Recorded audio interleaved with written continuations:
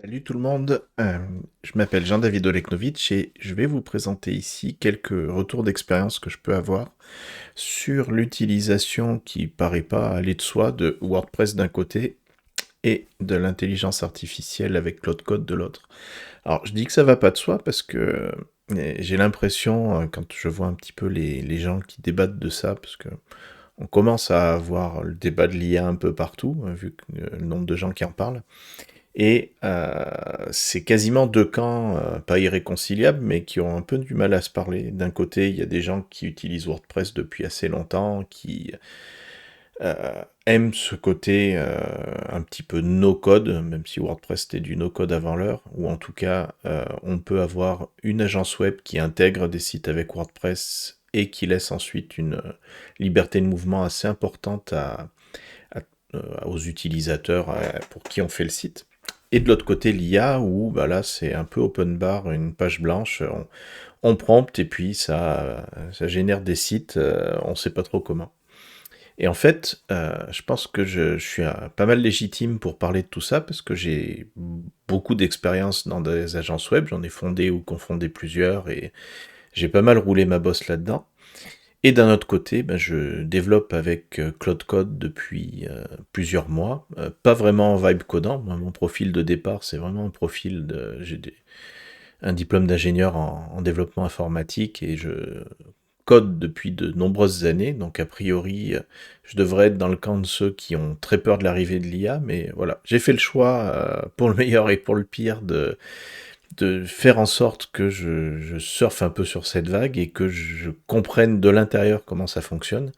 Et je me fixe un petit peu comme mission en particulier de conseil d'accompagnement par rapport à mes clients, bah, de les aider à faire un peu cette mutation, ce passage en franchissant le pont de l'intelligence artificielle, tout en restant dans un cadre où ben, ils vont continuer autant que possible à utiliser leurs outils IoT. Il y a beaucoup de remises en question, mais voilà.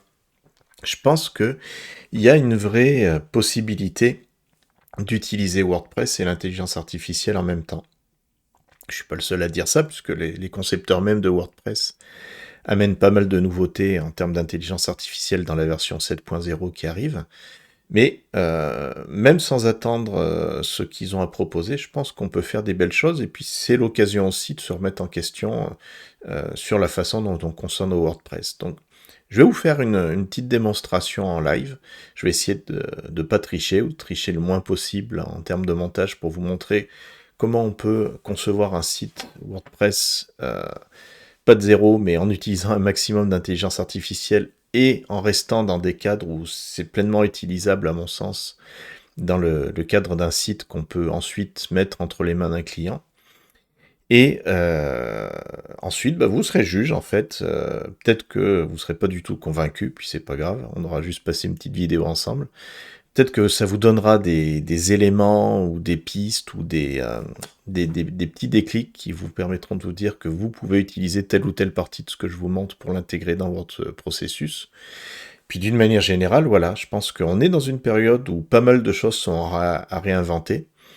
Euh, dans les débats, il y a beaucoup de gens qui disent qu'il faut mettre WordPress à la poubelle et tout générer avec de l'IA. Moi, je suis plus nuancé dans mon propos parce que je pense que ça dépend en fait. Qu'il y a des fois où c'est très bien de se remettre en question complètement, puis il y a des fois où on peut s'adapter à quelque chose qui est de l'ordre de l'existant. Et si comme moi, vous avez été, vous êtes dans une agence web qui a déjà un très grand nombre de WordPress en gestion, bah, vous n'avez pas forcément envie de tout mettre à terre, y compris en termes de compétences, et où ça peut être intéressant d'avoir une transition qui se fasse de manière un peu plus lente, où vous intégrez petit à petit quelques éléments. Donc voilà, je vous fais une petite proposition en partageant mon écran, en vous montrant ce que je fais, et ensuite, bah, je serais très heureux d'avoir votre avis et puis qu'on échange là-dessus, puisque c'est vraiment un terrain d'expérimentation. On est en train de réinventer plein de choses, et je pense que c'est le truc le plus intéressant, puis le plus excitant avec l'arrivée de ces nouveaux outils, c'est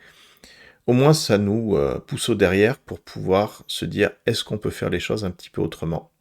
Donc, on y va. Et ben, c'est parti. On va voir un petit peu comment ça se passe. en termes d'outils qu'on va utiliser. Euh, et je vais faire une présentation vraiment rapide, et puis on regardera tout ça dans le détail par la suite. Je vous préviens, ça va être un peu informel, c'est pas un cours, c'est pas un truc très structuré, j'ai rien à vendre. C'est plus pour vous faire une démo au plus simple du mode opératoire que j'ai mis au point petit à petit, tout d'abord en tant qu'intégrateur WordPress dans le temps, puis en allant petit à petit sur des choses de plus évoluées, et maintenant aujourd'hui donc de l'IA.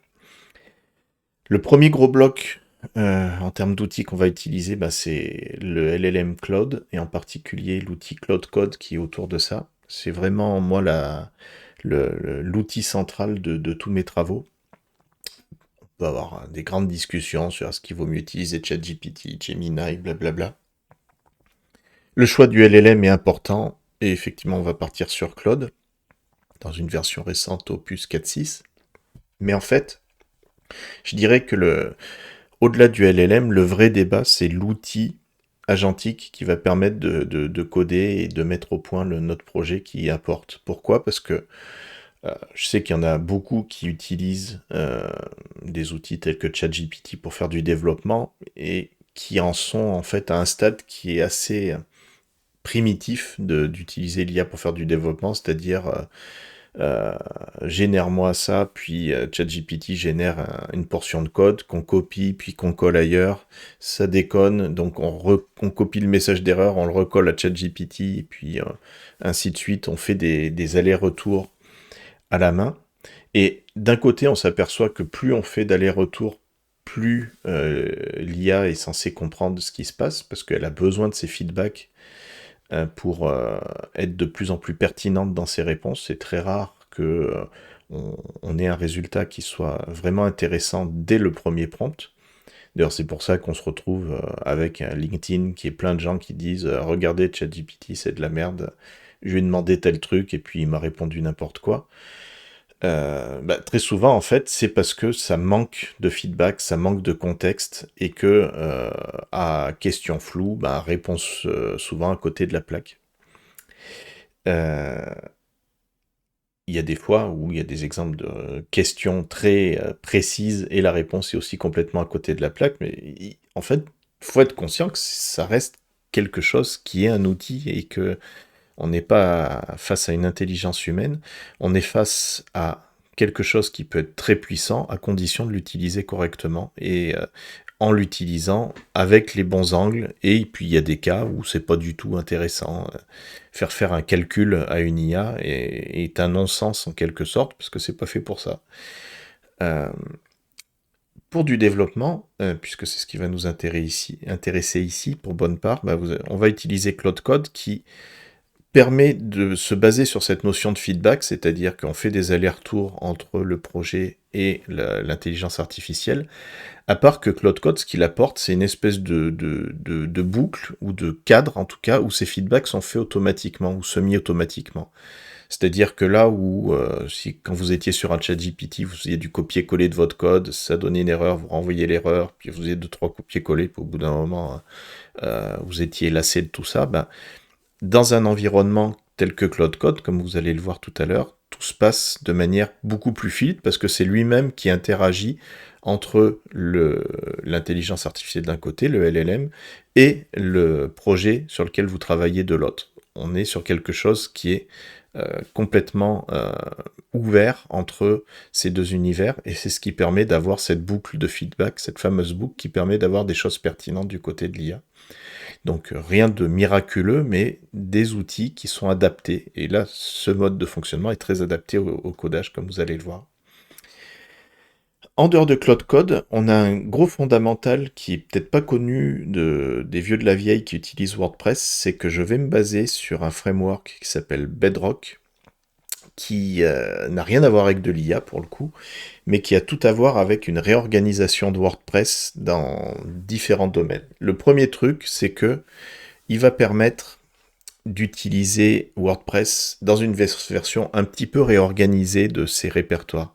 Il faut savoir qu'en fait, WordPress est un projet qui est un petit peu ancien, qui a plus d'une dizaine d'années maintenant, et la structure de données de WordPress objectivement est mal foutu, parce que, pour vous donner l'exemple qui est le plus sujet à critique, c'est que lorsqu'on publie sur un serveur un WordPress, l'Apache ou le Nginx ou peu importe qui fait exécuter le PHP doit pointer à la racine du projet. C'est-à-dire qu'il n'y a aucune clôture, aucun mur entre le projet en lui-même, qui peut contenir des données très sensibles. C'est peut-être là où vous allez poser des fichiers qui n'ont pas du tout vocation à être lus, mais ne serait-ce que les fichiers de configuration ou autres, peut-être un dump de la base de données. Donc, tout ça, on pourrait dire, vous avez qu'à faire votre boulot proprement et pas mettre de la cochonnerie dans le répertoire du projet, mais voilà, on est ce qu'on est, et puis on n'a pas forcément la rigueur nécessaire pour pouvoir faire toutes les choses proprement. Et il y a une réponse à ça, qui est une réponse toute bête d'organisation de la structure de projet, c'est-à-dire que dans n'importe quel projet web, server-side récent, on va avoir un répertoire / public, c'est comme ça que fonctionne Symfony, Laravel, et puis à peu près tout le monde, qui contient la partie qui va être exposée au niveau du site web lorsqu'on tapera l'URL de votre site. Et la partie plus technique, là où vous allez avoir la racine du projet avec potentiellement plein de trucs différents, cette partie-là ne va pas être exposée au public puisque il y a un sous-répertoire qui est fait pour ça. Alors pourquoi WordPress c'est pas organisé comme ça alors que c'est de bon sens? Tout simplement pour des raisons historiques. Ils ne peuvent pas réorganiser les fichiers, ça serait trop impactant par rapport à l'historique de tous les sites WordPress. Et donc, ils sont condamnés à avoir cette organisation avec un WP Content, WP Admin, les répertoires vous connaissez à la racine directe du projet, alors qu'on pourrait faire bien mieux. Et Bedrock, en fait, c'est une proposition de réorganisation de ces fichiers-là. Je vais vous montrer un petit peu comment ça marche tout à l'heure, mais ça permet de faire des choses de manière pas mal plus propre, avec entre autres ce fameux répertoire qui permet de différencier la partie publique du site web et la partie plus technique. Le deuxième truc qui est super intéressant avec Bedrock, c'est que il intègre d'entrée Composer et Git. Alors, Composer, c'est ce qui va nous permettre d'avoir une vision modulaire du site. Vous allez voir comment ça fonctionne, mais en particulier, c'est ce qui va permettre d'avoir un fichier de configuration dans lequel on va lister les plugins dont on a besoin. Et ensuite, il y a un process de deploy du WordPress avec Bedrock qui va permettre en fait de télécharger et d'installer automatiquement les plugins qui ont été déclarés là-dedans. Donc c'est super pratique, c'est-à-dire qu'au lieu de se retrouver avec des plugins que vous allez devoir télécharger ou installer à la main, on va avoir un fichier qui va être un petit peu la bible de votre WordPress avec la liste des composants. Et tout l'intérêt d'avoir cette structure en fichier, c'est que ça va le rendre compatible avec Git. WordPress et Git, pareil, de la même manière que la structure de fichier est lié à un historique, WordPress est né à une période où l'usage d'un outil de versionning tel que Git n'était pas encore si diffusé que ça. Aujourd'hui, ça paraît indispensable, mais on se retrouve toujours avec des problématiques du ok, moi je veux bien mettre un WordPress dans un Git, mais on va se retrouver avec quelque chose qui va être un gros gloubi-boulga où le Git va contenir les fichiers de WordPress, les fichiers des plugins, un truc énorme, alors qu'en fait on n'a pas besoin de grand chose pour caractériser notre projet. Et là, comme vous allez le voir, ça va se passer très différemment, puisque le Git va contenir uniquement le fichier Composer qui va décrire de quoi va être constitué le WordPress, et les fichiers qui constituent votre projet en lui-même, c'est-à-dire les thèmes, etc., les éventuels plugins faits maison, mais certainement pas les plugins faits de l'extérieur, certainement pas les fichiers core de WordPress, et donc quelque chose de beaucoup plus léger, de beaucoup plus maintenable, et de beaucoup plus versionnable, puisque c'est tout l'intérêt de Git, c'est de pouvoir avoir un historique des différentes versions, et des outils de merge qui permettent de travailler à plusieurs sur un même projet, ce qui est un autre des trucs qui n'est pas très facile à faire avec WordPress seul.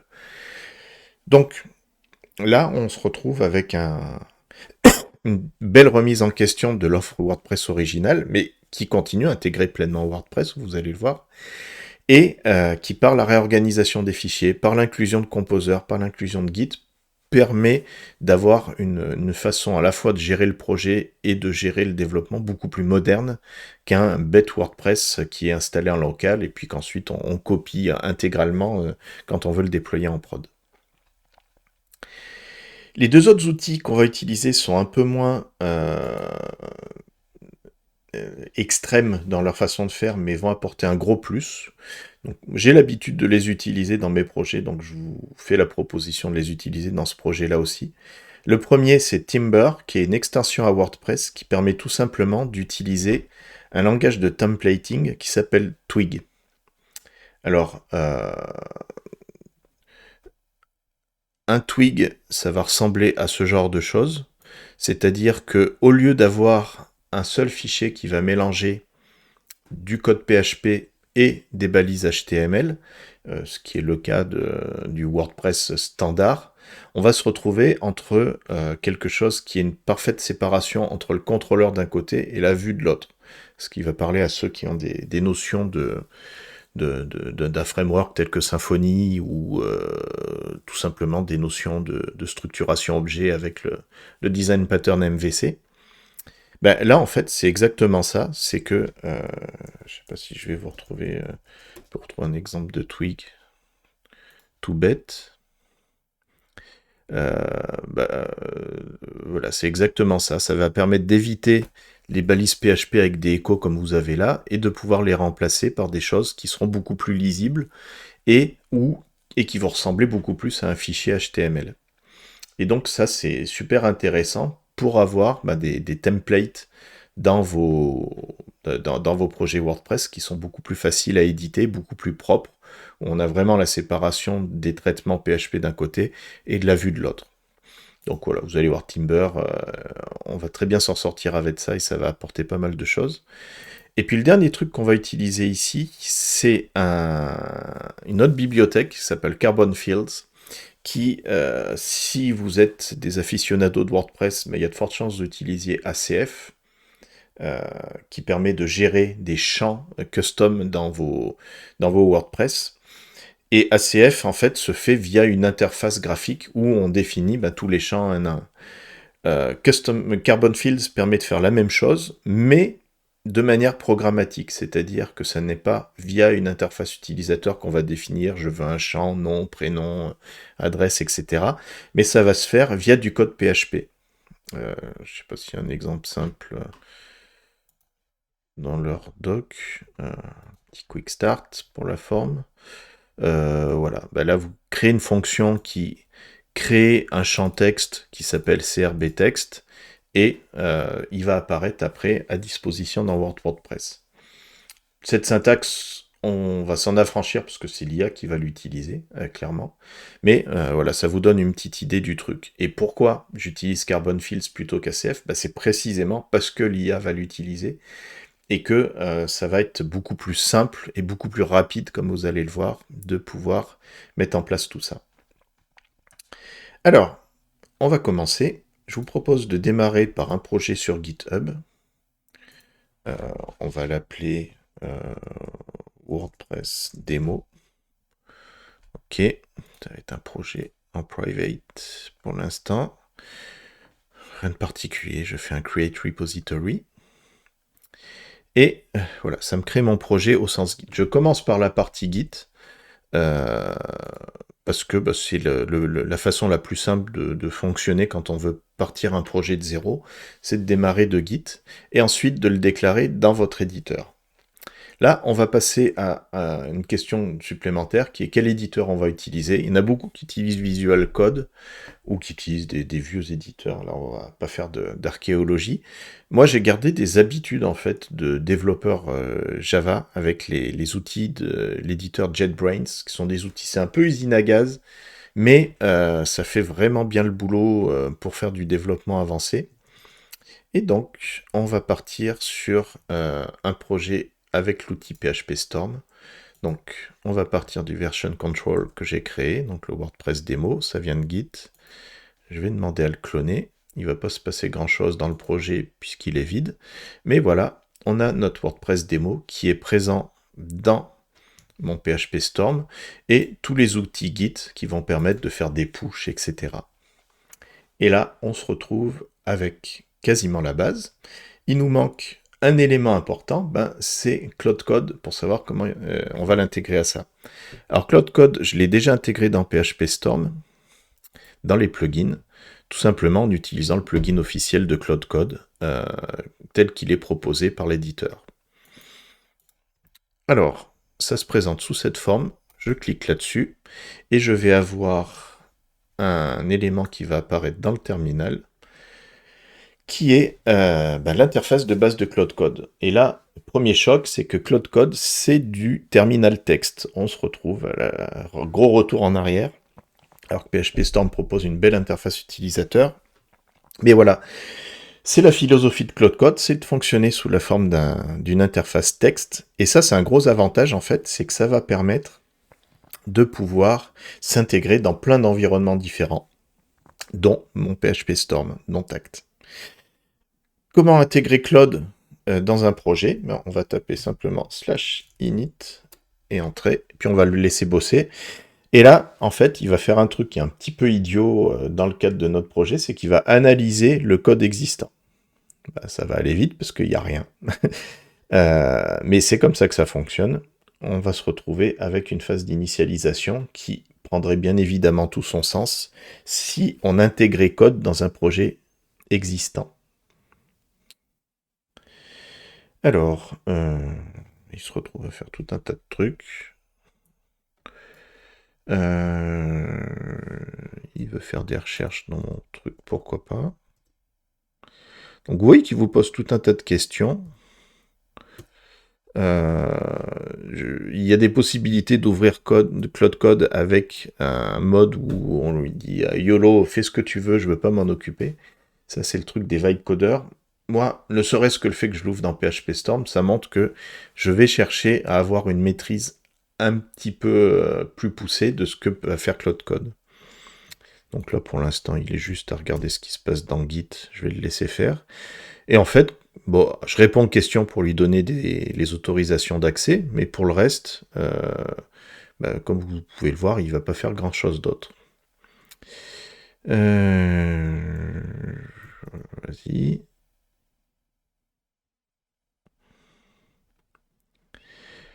On va le laisser continuer, il ne devrait pas en avoir pour très longtemps, puisque, encore une fois, le projet est vide, donc c'est plus une histoire d'initialisation qu'autre chose.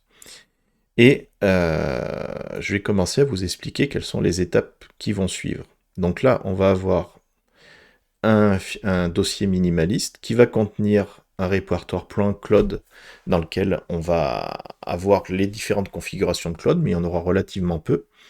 Et il va y avoir un fichier cloud.md à la racine qui va décrire en fait l'objectif du site. Donc là, pour l'instant, il ne peut pas décrire grand-chose parce qu'il n'y a pas grand-chose. Il connaît l'IDE qu'on va utiliser, il connaît l'emplacement du Git remote. On va simplement faire apply et il va s'en débrouiller.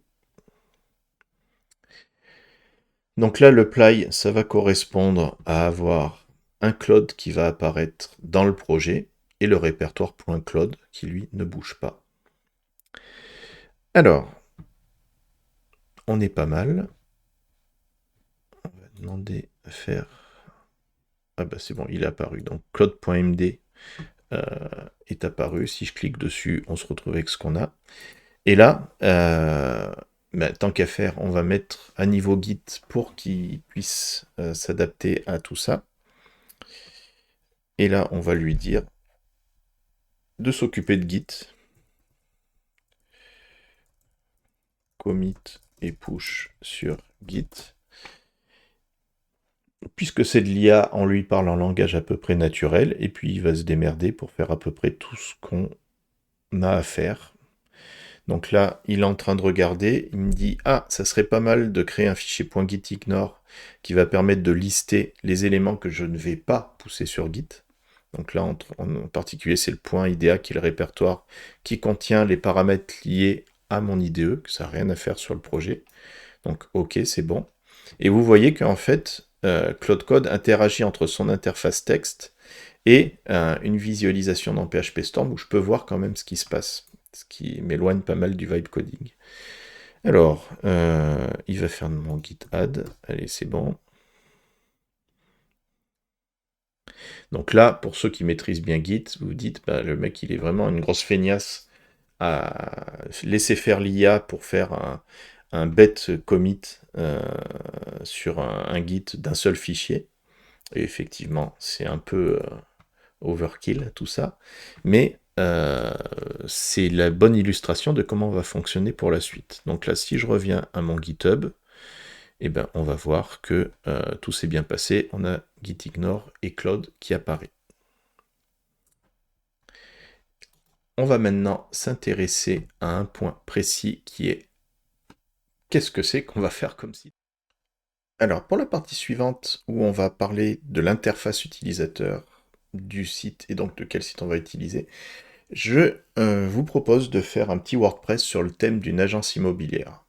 Ça va nous permettre de voir une bonne partie des trucs de base qu'on peut faire sur un WordPress un peu évolué avec des custom post type et ce genre de choses.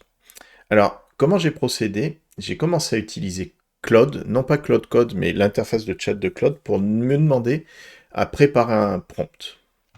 Je lui ai dit ceci. Alors, je le fais pas en live devant vous parce que ça nécessite un petit peu de temps de calcul, mais c'est exactement ce qui s'est passé. Il n'y a pas de triche, je vous montre exactement ce qu'il y a eu. Je voudrais que tu me génères un prompt que je vais envoyer à un outil de génération d'interface de site web. Je voudrais un design pour un site d'agence immobilière, mais qui utilise un look un peu particulier, inspiré des architectes du XXe siècle, par exemple Le Corbusier et d'autres. Pas forcément sur leur architecture, mais plus sur le look correspondant à l'époque où ils travaillaient, peut-être sur les années 30 du XXe siècle. Je lui ai dit un truc, histoire d'avoir un look qui soit un petit peu différenciant. D'un point de vue technique, je voudrais un site qui contienne une page principale mettant en avant des slogans et des biens immobiliers à vendre, une page listant les biens immobiliers, une page de détail pour un bien immobilier avec tout un tas de rubriques classiques dans ce genre de site, et une page blog, peut-être une page de contenu classique, ainsi qu'une dernière page qui sera une calculatrice de taux de prêt immobilier. Je voudrais l'ensemble de ces pages avec un look très homogène et l'utilisation de Tailwind CSS et HTML. Donc, en dehors de la dernière ligne, c'est un petit brief basique mais classique d'un projet qu'on pourrait avoir dans une agence web pour faire un site web qui présente des biens immobiliers, une petite calculatrice, un blog et un look qui rappelle, là en l'occurrence, de l'architecture des années 30.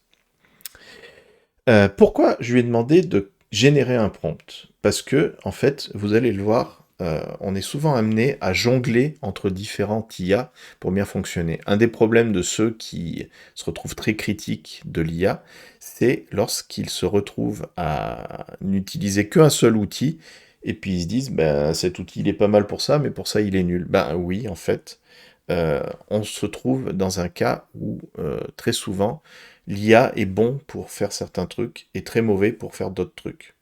Si je prends l'exemple de Claude, qu'on utilise principalement sur ce projet, il est très mauvais pour générer des images, il ne sait pas du tout le faire. Euh, et il n'est pas très bon pour générer des designs de sites.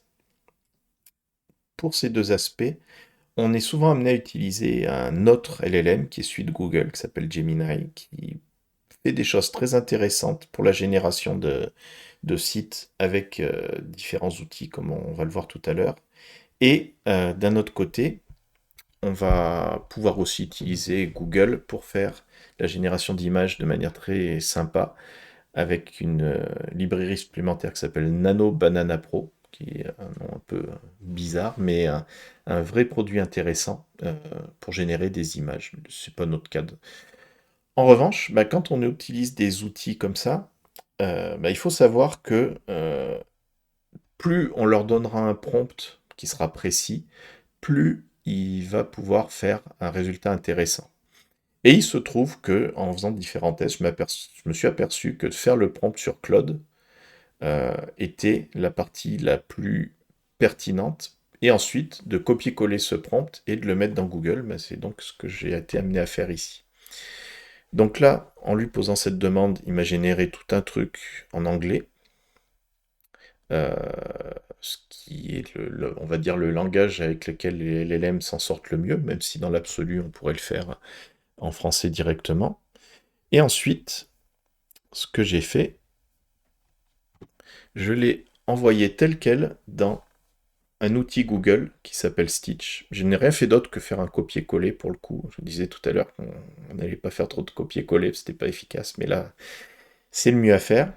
Et je l'ai envoyé dans Stitch en lui demandant de se débrouiller pour générer une interface. Donc je lui ai demandé un site web.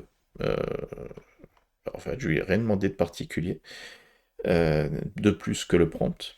Et tel quel, il m'a sorti ceci, qui est pas parfait, mais qui est plutôt sympathique, avec un header, des menus ici, comme je lui ai demandé, des slogans, des propriétés qui apparaissent sur la home, des petites rubriques classiques, un footer classique lui aussi. Il m'a généré une image qui permet de lister les différentes propriétés. Il a pris l'initiative de faire du multipage. Je lui avais donné aucune mention particulière sur les rubriques, mais il s'en est plutôt bien sorti. Il m'a repris des architectures très particulières, parce que je lui ai demandé de faire des choses qui ressemblent à Le Corbusier. Mais bon, peu importe, c'est vraiment pour le fun du site. Et la page détail, avec un prix, avec tout un tas de caractéristiques. Il s'en est plutôt bien sorti. Là, c'est la page blog. Parfait. Et puis, il m'a fait une petite page avec une calculatrice de prêt immobilier. Bah, c'est plutôt cool tout ça. Donc là, vous vous dites, en fait, bah ok, c'est des belles maquettes. C'est sympathique. Et tout le truc qui est rigolo avec déjà, ben, il est censé pouvoir s'en sortir à faire du responsive. C'est peut-être pas là où il a été le meilleur, mais bon, je vais pas demander non plus de contraintes fortes là-dessus.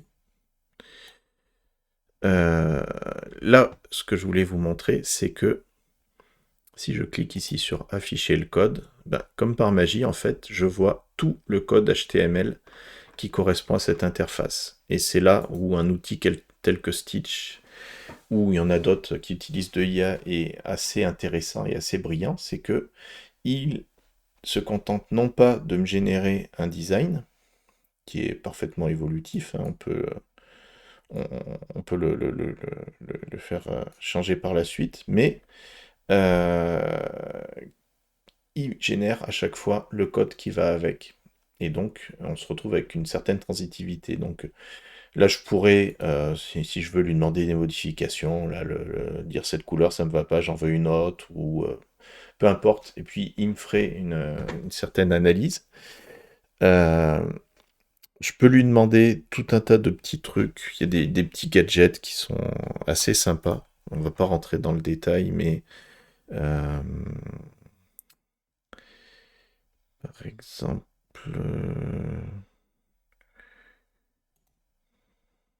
je peux lui demander de générer une heatmap par rapport à cette interface. Ce qui peut être des choses assez intéressantes quand vous êtes en phase de conception d'une interface, où là, en fait, il va chercher à me générer les différents éléments qui vont être vus en premier par l'utilisateur sur cette page. Ça va peut-être être un peu long et ça dépasse le cadre de ma démo, mais bon, bref. C'est pour vous montrer ce qu'il est possible à faire avec ce genre de choses. Mais le truc le plus bluffant, c'est que à partir d'un simple prompt, oui voilà, on voyait que ben, bien évidemment il commence par regarder le prix, puis après il va aller regarder là, puis il va essayer. Enfin voilà, ça vous permet d'avoir une simulation en fait de la façon dont les gens vont appréhender votre interface. Assez cool. Mais le plus cool, comme je vous le disais, c'est que on se retrouve directement avec du code. Et donc en fait, on va ici pas chercher à faire des choses très complexes en termes de refonte de l'interface. on va télécharger. Alors, est-ce qu'il s'en sort? Il m'a mis où?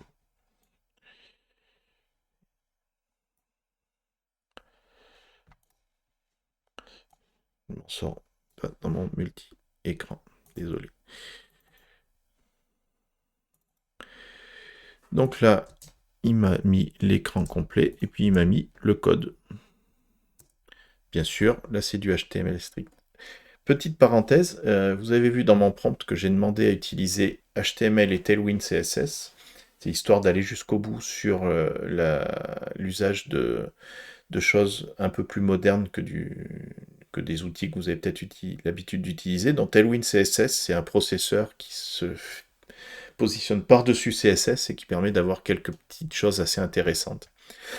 La plupart des outils qui fonctionnent avec de l'IA génèrent du Tailwind CSS, donc là je n'ai pas cherché à le contraindre particulièrement, je vais juste chercher à aller sur quelque chose qui soit le plus standard possible. Mais en fait, j'ai pas besoin de faire télécharger, je pouvais faire juste afficher le code, copier le code. Et en fait, ce que je vais faire, c'est que je vais créer ici un répertoire avec mes maquettes et je vais les prendre une à une. HTML, insérer sur Git, pourquoi pas. Et ça permettra en fait à mon outil d'avoir à chaque fois le modèle sous la main. Donc là, on est afficher le code, copier, nouveau file, liste, bien.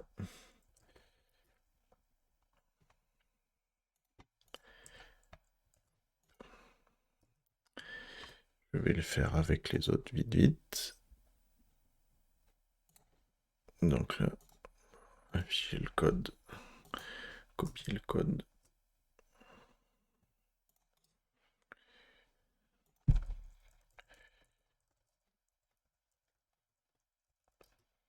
Et en fait, ces fichiers-là, ils vont me servir de modèle, enfin plutôt ils vont servir de modèle à l'IA pour qu'elle sache quoi intégrer.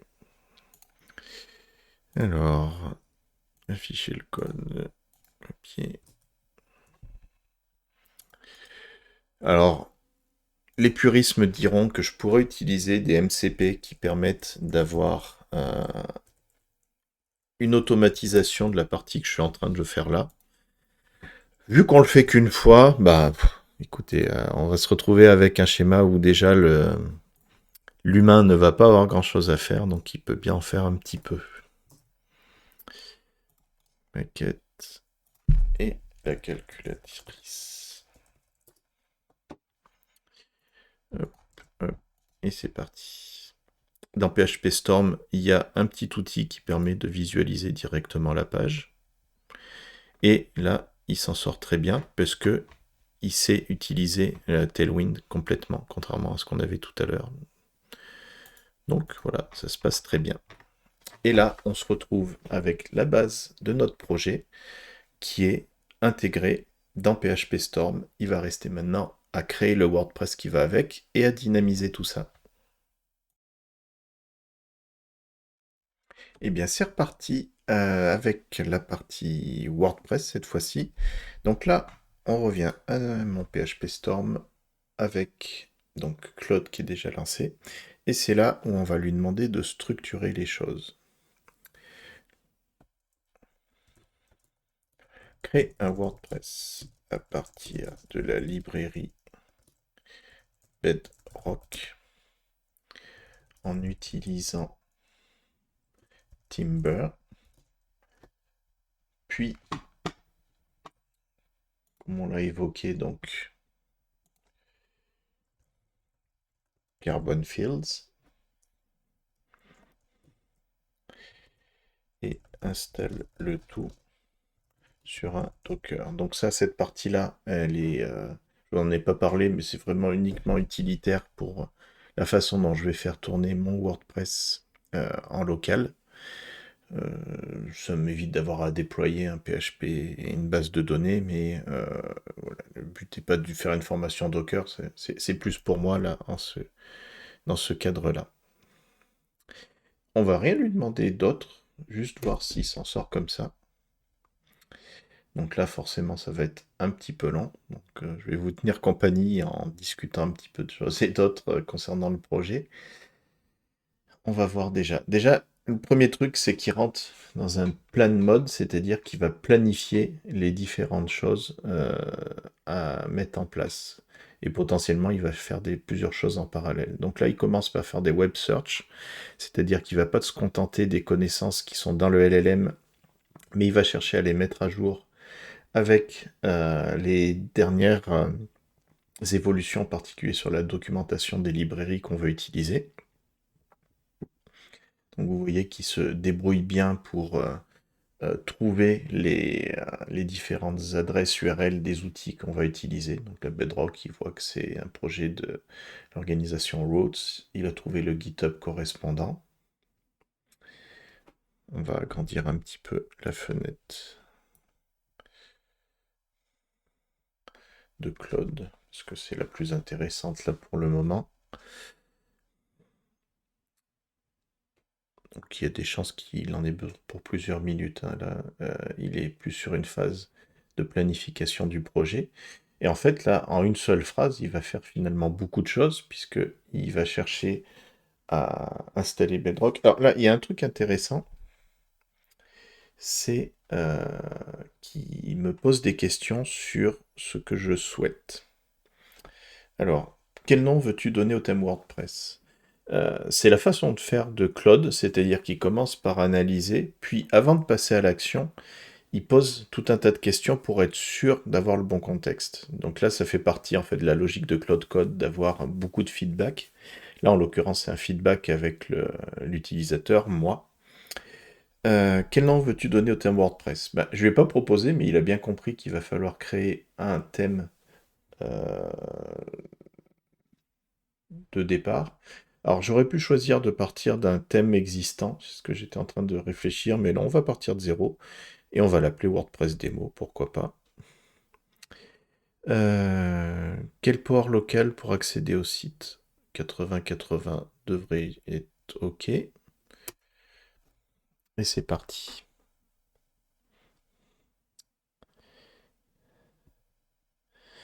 Donc ça, c'est vraiment un mode de fonctionnement qui est propre à Claude Code et aussi à Claude d'ailleurs, c'est le fait de poser des questions. Puis ça, d'une manière générale, c'est un des gros conseils que je donne à des gens qui utilisent l'IA au départ, c'est ne pas chercher à faire un prompt, l'envoyer puis s'attendre à avoir une réponse parfaite, mais plutôt envoyer la demande, tout de suite demander à ce que l'IA pose des questions. Là, il me dit j'ai tout en place. Donc là, il a fait son plan de match complet. Il va installer Bedrock via Composer. Ensuite, il va configurer le point env. Ça, c'est un aspect de Bedrock que je vous présenterai tout à l'heure.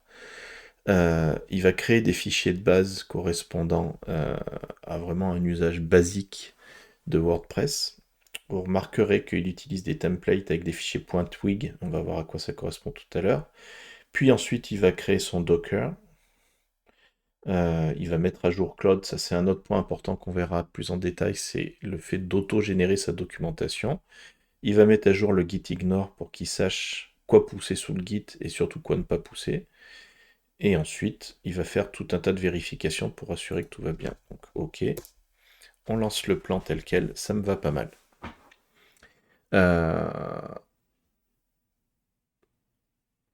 Alors, il me demande d'utiliser Docker.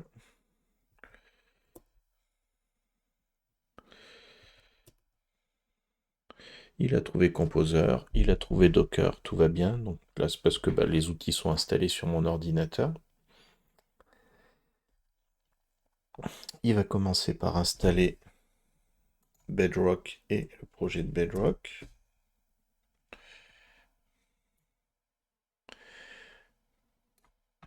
Donc là, tout ça, ça vous semble peut-être un peu compliqué par rapport au fait de simplement installer un WordPress.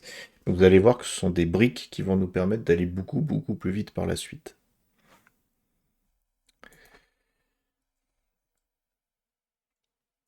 Euh, oui, voilà, c'est vraiment des aspects de gestion temporaire de comment ça se passe, donc pourquoi pas. Alors là, on voit qu'il s'en sort pas parce qu'il lui manque une instruction.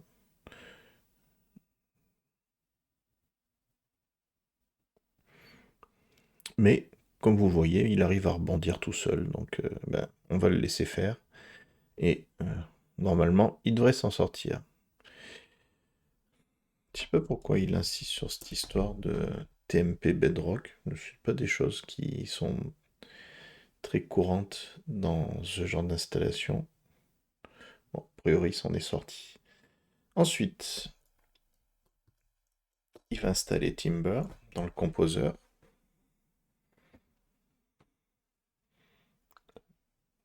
A priori, tout va bien. Il a installé Timber, il a installé Carbon Fields.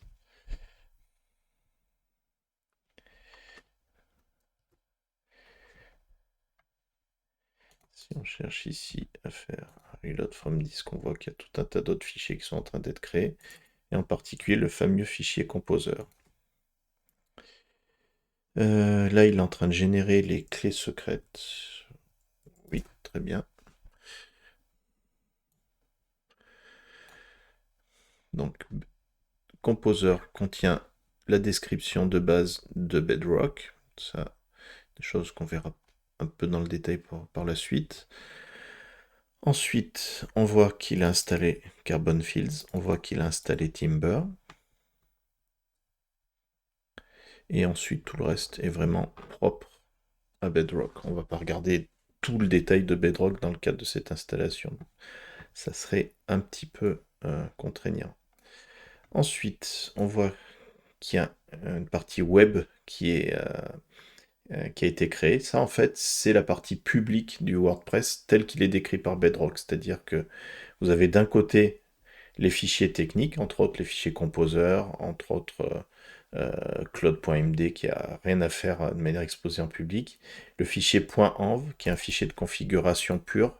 Vous avez peut-être l'habitude de voir d'utiliser wp-config.php et de bidouiller directement un fichier .php. Ça aussi, c'est une contrainte liée au fait que WordPress est un logiciel un peu ancien. Ben, Bedrock s'en affranchit en créant un beau fichier de settings qui n'a rien à voir avec un fichier PHP.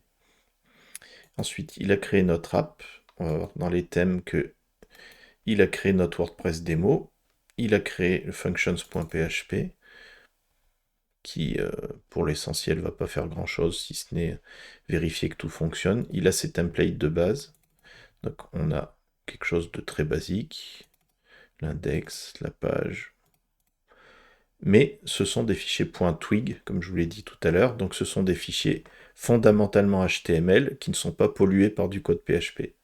Lorsqu'on a besoin d'avoir des traitements, ben, on utilise les fichiers PHP correspondants.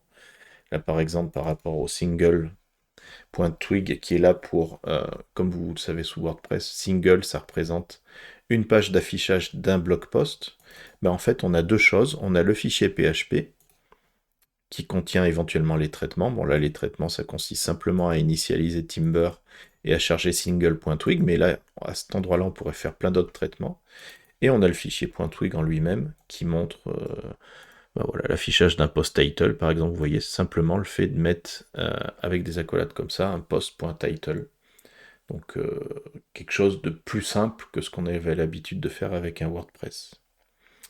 Alors pendant que je parle, là, il est en train d'installer tout ce qu'il faut côté Docker. Donc vous remarquerez que même pour quelqu'un qui connaît pas grand-chose, ni à Docker, ni à Composer, ni à Git, ni à Bedrock, ben en fait, on s'en sort plutôt pas mal, puisqu'on lui a juste fait un prompt minimaliste, où en fait, la seule plus-value par rapport à du vibe coding à ce stade, ça a été ben, de faire, comme je vous l'ai fait au début de cette vidéo, quelques choix techniques. C'est-à-dire qu'on va guider le projet IA avec des choix techniques que l'on maîtrise soit, ce qui va nous permettre en fait de maîtriser par la suite la structure et les outils qu'on va manipuler, et ainsi être plus à l'aise que sur de vibe coding pur, où là c'est démerde-toi avec ce que tu veux.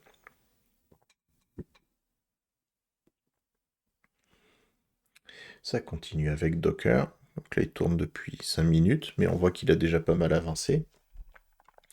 Si on continue notre petite exploration donc de web dans App, on a les thèmes, on a Uploads, on a Plugin, exactement comme ce qui se passe dans un WordPress classique, à part que Plugin est vide pour l'instant. Et on a un autre répertoire qui s'appelle Mu Plugins, qui sont des espèces de mini plugins d'un fichier et qui vont permettre de faire des traitements basiques qui ne nécessitent pas un plugin entier. Donc là, il y en a un qui est propre à Bedrock, qui s'appelle Bedrock Autoloader. On en verra sans doute d'autres par la suite. On va continuer à le laisser bosser.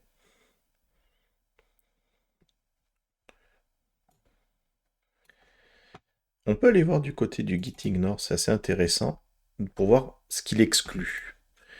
Donc, on va exclure tout ce qui est vendor, ça c'est ce qui est propre à Composer. On va exclure ce qui est dans WebWP, ça c'est intéressant. Pourquoi il exclut WebWP? Tout simplement parce que WebWP, ben, là c'est des fichiers que vous connaissez bien, c'est le corps de WordPress, qui se retrouve non plus à la racine, de manière un peu à l'arrache, comme le ferait un WordPress classique, mais cette fois-ci bien rangé dans la partie publique, /WP. Il va pas chercher à poser sur le Git les uploads, il va pas chercher à poser sur Git le fichier de settings, ça c'est normal. Il va pas chercher à mettre les logs. Il va pas chercher à mettre en place sur le Git les fichiers Docker. Et puis de tout un tas d'autres trucs dont, dont on aurait besoin de filtrer éventuellement les différents éléments. Alors, là, on voit qu'il y a le Docker qui se lance, c'est-à-dire qu'en fait, on a notre environnement PHP et MySQL qui est en train de s'installer.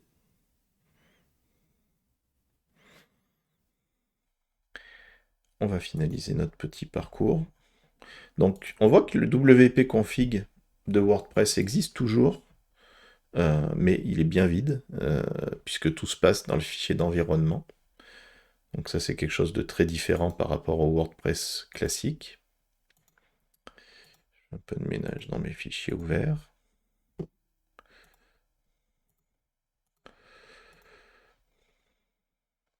On voit que le fichier cloud.md a été mis à jour tout seul avec plus d'informations sur ce qu'il est en train de manipuler. Très bien, il s'est débrouillé tout seul. Et il a commencé à décrire l'architecture, ce qui vous permet d'avoir un joli rappel de ce qui se passe tel que ça a été structuré par Bedrock. Alors ça, vous voyez, c'est intéressant parce que ça veut dire que ça n'est pas l'IA qui a improvisé, qui a chié une organisation un peu à l'arrache et qui est souvent un peu décevante. Il s'appuie entièrement sur Bedrock qui impose sa structure. Ce qui fait que, en fait, l'IA est ici très canalisée. C'est nos choix techniques initiaux qui ont impacté le fait qu'on a quelque chose de très structuré. Alors là, il est en train de bidouiller différents trucs qui sont dans le Docker. Oui, là c'est un autre souci qui n'a rien à voir, c'est que j'ai dans mon Docker un autre truc qui tourne. Je vais l'arrêter. Je crois qu'on a accès au Docker ici.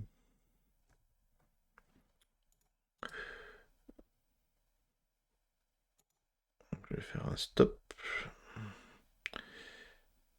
et ne garder que WordPress démo. Voilà. On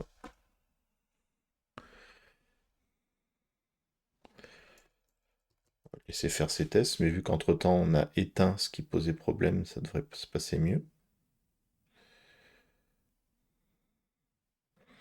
Il voit que le port 3306 de MySQL est en conflit, il se démerde pour en créer un autre. Donc là, vous voyez qu'en fait, Cloud Code en action fait tout un tas de choses qui dépassent très largement le fait de générer quelques lignes de code. il a la main sur son environnement et il est capable de faire des tests réseau, d'appeler des commandes réseau Unix assez évoluées euh, et et de se débrouiller. Là, je vois qu'il appelle curl, par exemple. Donc là, il comprend que le 8080 n'est pas lancé. Euh, Donc là, il voit que le Nginx qui a été configuré fonctionne mal. Donc, l'IA, elle n'est pas forcément meilleure que nous au sens où c'est pas au premier coup qu'elle s'en sort. Mais la grosse différence d'un Cloud Code, c'est il va boucler et il va s'acharner jusqu'à que ça fonctionne. Et donc là, il refait un test à nouveau avec un curl, et puis là, il voit que, a priori, il y a un HTML qui répond, donc là, ça sent plutôt bon. Tout est en place. Donc là, maintenant, si je vais sur localhost, je vais l'ouvrir là où on est.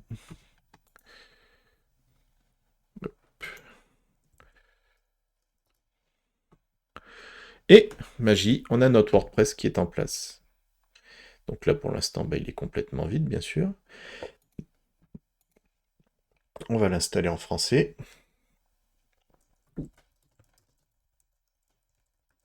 Mon site immobilier.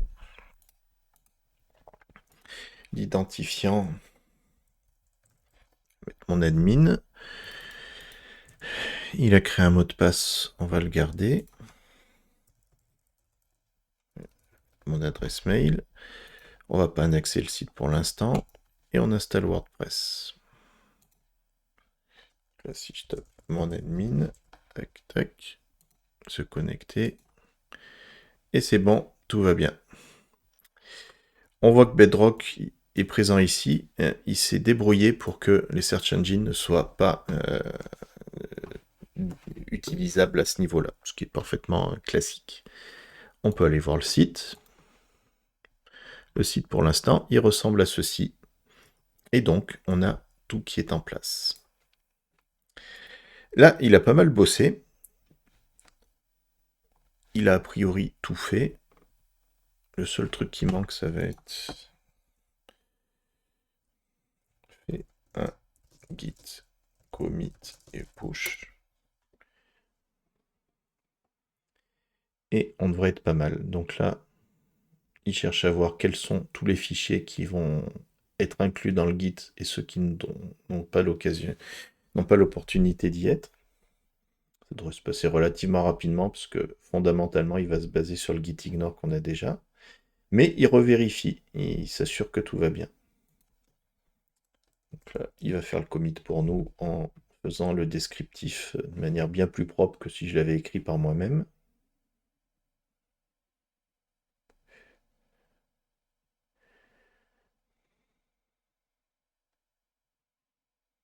Ok, tout va bien. Donc là, si on va sur le GitHub, là on va voir que tout est en place. Il reprend le README de Bedrock, pourquoi pas. Il a tout ce qu'on a mis en place, mais par contre, il n'y a pas du tout, au niveau web par exemple, il y a uniquement notre thème à nous. Si je clique là-dessus, on voit effectivement ce qu'on a fait. Mais il n'y a pas tous les fichiers qui sont propres à WordPress, puisque Bedrock plus Git s'est arrangé pour publier ça de manière très propre. Ok, parfait. Donc là, maintenant, l'étape suivante, ça va être de se dire, qu'est-ce qu'on fait de toutes nos maquettes? Premier truc, on va faire un clear au niveau de Cloud Code. Ça va permettre de réinitialiser en fait, et de réinitialiser en particulier son contexte. En effet, une IA n'a pas une mémoire illimitée, et c'est bien une fois qu'il a fini une tâche de repartir de zéro par rapport à ça. Ensuite, à ce niveau-là, ce qu'on va faire, c'est qu'on va lui dire tu vas trouver dans le répertoire maquettes toutes les maquettes du site en HTML plus Tailwind CSS. Je te propose d'intégrer la home dans mon thème WordPress. prend bien en compte le header et footer de... Et là, on va le pointer sur home HTML, c'est-à-dire le fichier qu'on a créé tout à l'heure. Recréer le header et footer de tout le site. Et on va voir ce qui débrouille avec ça.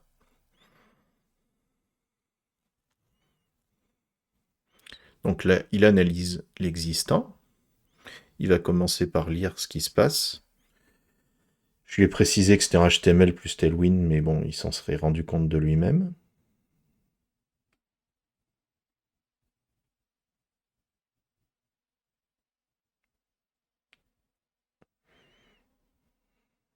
Et le but du jeu, là, ça va être qu'il se débrouille en fait pour prendre cette maquette et qu'il la transforme en éléments qui vont être directement intégrés. Donc là, il vérifie quelques éléments. Il y a un truc que j'ai oublié de lui dire, et je pense qu'il vaudrait mieux lui préciser, c'est que je veux qu'il déduise de la maquette tous les champs qui vont être utilisés avec Carbon Fields par la suite. C'est en effet, le but, ça n'est pas d'intégrer la maquette en mettant tout en HTML, mais aussi en utilisant des choses qui sont le plus modifiables possible. Garder les URL Google, ça c'est pour les images d'illustration. On va les garder. On va utiliser un CDN Tailwind pour l'instant. Ok, ok. Et pendant qu'il commence à bosser, en fait, je vais lui préciser. Attention, dans la maquette, tu vas trouver tout un tas de champs qui ont vocation à être des champs dynamiques gérés par Carbon Fields. Fais cette analyse. Par ailleurs, tu vas voir qu'il y a des fiches de biens. Occupe-toi de créer le custom post type bien et le template qui va bien pour afficher un preview d'un bien dans la home. Donc là, en fait, je suis en train de décrire tout un tas de trucs qui correspond en fait à ce qu'on aurait fait en tant que développeur WordPress, c'est-à-dire de repérer tous les champs qui sont dynamiques dans notre home. Donc on va pouvoir leur afficher ici pour rappel. Donc là, par exemple, le titre, la baseline qu'il y a ici, le label du bouton, tout ça, c'est des choses qui ont vocation à être dynamiques, c'est-à-dire modifiables par l'utilisateur. Et le but du jeu, c'est qu'il se débrouille tout seul. Donc, je lui renvoie mes rajouts.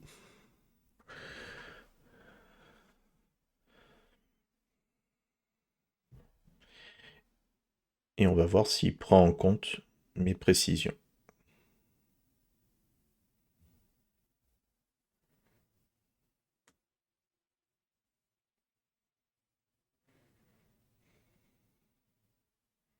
Donc bien noté pour le message supplémentaire, je vais intégrer la maquette et créer le CPT bien avec les Carbon Fields dynamiques. A priori, ça se passe plutôt bien. Après, tant que c'est pas affiché, c'est pas gagné. Hein. Là, on voit qu'il arrive à déduire des champs Carbon Fields globaux, l'image, le titre, le sous-titre, le bouton Call to Action. Et il y a un CPT bien avec des champs quartier, prix, chambre, salle de bain. Je commence l'implémentation. Ça paraît pas mal tout ça. Alors, il y a différentes façons de concevoir un WordPress ou un site comme ça. Je pense que sur des... J'aurais été en train de le coder vraiment.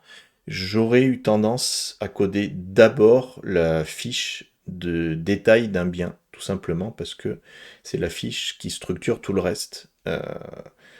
Mais vu que là, en fait, avec de l'IA, il peut réécrire des choses et les modifier sans que on se pose trop de problèmes, ben là, a priori, on va pouvoir s'en sortir. Alors là, je suis en train de voir, il est en train de créer tout un tas de theme options, c'est-à-dire de paramètres qui seront globaux au thème. Pourquoi pas? Ça aurait pu être des choses qui sont propres à la home page, mais finalement, ça a du sens que ça soit aussi comme ça. On va voir. De toute manière, on pourra lui demander de réorganiser ça par la suite. Pour le reste, il récupère les fontes qui font partie de la maquette et il les incube à peu près proprement, a priori. Euh, On voit qu'il a repéré qu'il y avait des menus. Et il s'est occupé de faire le register post type d'un bien.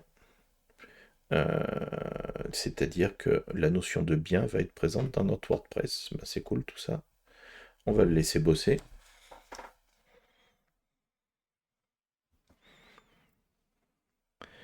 Mais il y a toutes les chances qu'il s'en sorte plutôt bien. Alors là, on essaye de faire les choses tranquillement, écran par écran. Il y a des gros sauvages de Claude Code qui auraient tendance à dire, bah écoute, tu récupères toutes les maquettes et puis tu t'en démerdes. Et là, il serait sans doute allé plus profondément sur le descriptif d'un bien. Mais globalement, il s'en serait, je pense, sorti. Là, c'est plus, c'est déjà assez nouveau pour vous, tout ce que je vous montre là, donc on va essayer de le faire de manière un peu plus à la cool.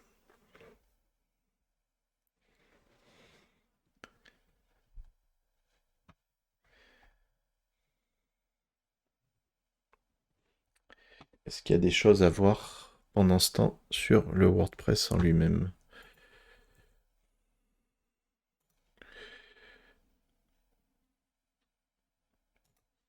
Au niveau des extensions, il n'y a pas d'extension particulière, mais on pourrait se dire qu'on en a besoin. Alors, sur des tâches un peu annexes, on peut s'amuser en fait à faire un truc assez rigolo.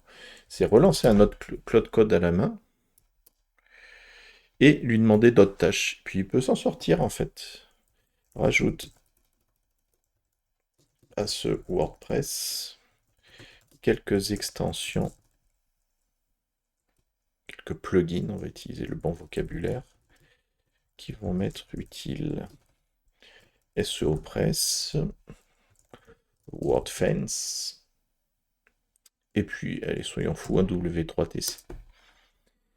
Alors, SEO Press, pourquoi? C'est pas forcément celui qui est le plus utilisé. Moi, je l'aime bien pour une raison précise, c'est qu'il permet de faire plein d'appels avec l'API REST pour le configurer, pour configurer des pages. Ce qui est assez intéressant, parce que ça permet de... Il n'y arrive pas. Bon. Ça lui permet de pouvoir être contrôlé plus facilement par son IA par la suite, ce qui est assez intéressant. Pourquoi je voulais vous montrer, pendant qu'il bosse sur le reste, il fait les deux en parallèle, hein, il arrive à s'en sortir. Pourquoi je vous montrer les deux? C'est pour vous montrer en fait comment ça se passe pour intégrer des plugins WordPress avec Bedrock plus Composer. Si on regarde le fichier composer.json, ben on va voir qu'en fait, il a rajouté des éléments depuis un site qui s'appelle WP Packagist, qui contiennent en fait les images de la plupart des plugins disponibles sur le marché. Et donc, au lieu d'installer le plugin depuis l'interface de WordPress, on se retrouve à les déclarer dans le fichier composer.json pour pouvoir ensuite dire à Composer de télécharger automatiquement ces plugins. Et en fait, ça suffit complètement. Il a juste à créer ces 3 lignes, puis à faire un Composer Update, c'est en gros ce qu'il est en train de faire là, pour que les plugins soient ensuite disponibles directement sur le WordPress. Donc là, il fait ses vérifications. Et puis on peut s'amuser à aller voir les extensions. Et hop, voilà, sans qu'on ait fait autre chose que un prompt supplémentaire, il a intégré les 3 plugins. Donc il ne les a pas activés, ça reste un boulot à faire au niveau administratif WordPress, mais il s'en est plutôt déjà bien sorti. Et d'ailleurs il me le dit, il te reste à les activer depuis la mine WordPress. C'est bon, on a fini là-dessus, on n'en parle plus. Ensuite, là, il a tout installé et il me reste... Alors, il y a un truc que je vais vérifier, c'est est-ce que j'ai accès à la commande WP? Tout à fait, ça marche bien. Donc là, en fait, la commande WP, c'est le WP CLI qui est en standard avec WordPress et qui va permettre de manipuler le WordPress depuis l'extérieur, de pouvoir lui dire, par exemple, de créer des posts. Et en l'occurrence, ça va bien. C'est exactement ce qu'il nous demande. Donc là, je vais lui dire STP. Je suis poli avec les robots, parce que le jour où ils enverront la planète, ils s'en souviendront. Utilise WP CLI pour faire tout ça. Créer la page d'accueil.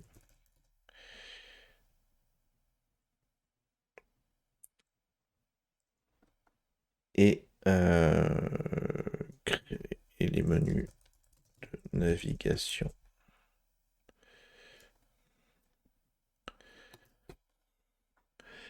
On va voir s'il s'en sort avec la page d'accueil et les menus de navigation.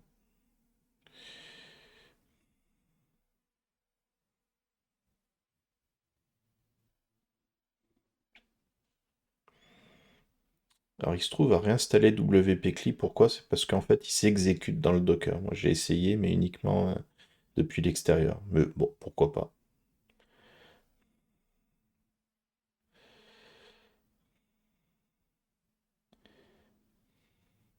Donc là, il s'occupe de créer la page d'accueil.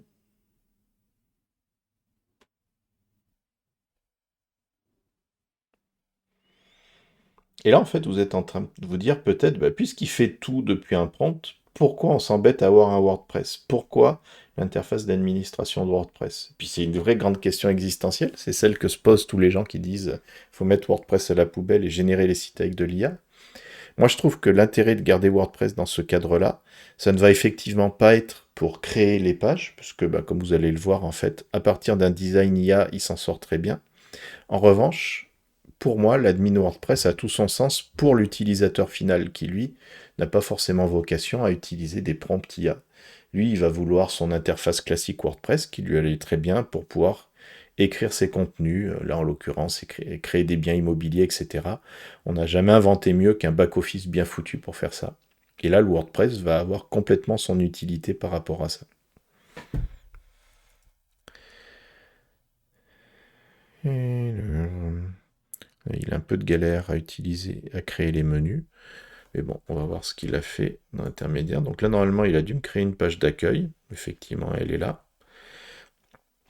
Et si on essaye d'aller voir le site qui va ressembler à ça, et bien là, il ressemble à plus rien du tout. Il ne marche pas. Il est bien qu'il y ait des petits bugs. Euh, Donc là, je vois qu'il y a un message sur la console. On va l'embêter avec ça tout à l'heure. Là, pour l'instant, on va finir de le faire travailler.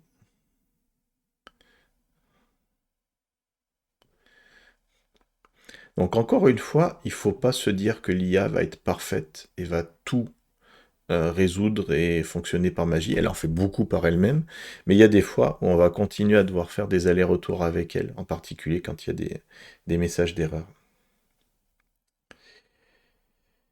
Là, c'est bon, les menus sont maintenant enregistrés.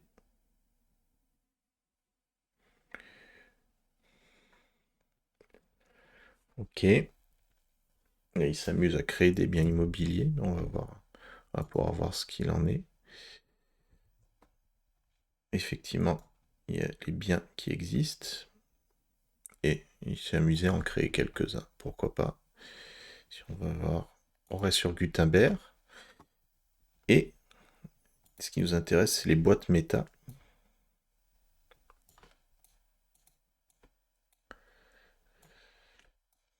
Avec le détail du bien. Pour l'instant, il n'a pas encore grand-chose. Ah mais si, mais le détail du bien est ici peut-être, non? Non. Bon, on va attendre qu'il ait terminé.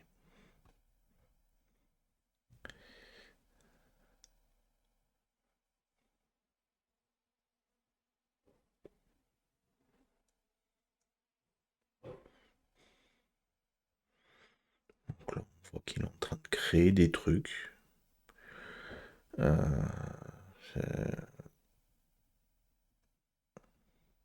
Donc là, vous remarquez que par exemple, il essaye d'appeler lui-même le site pour voir ce qu'il en est.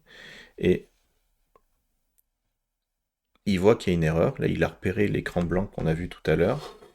Et il essaye de comprendre ce qui se passe.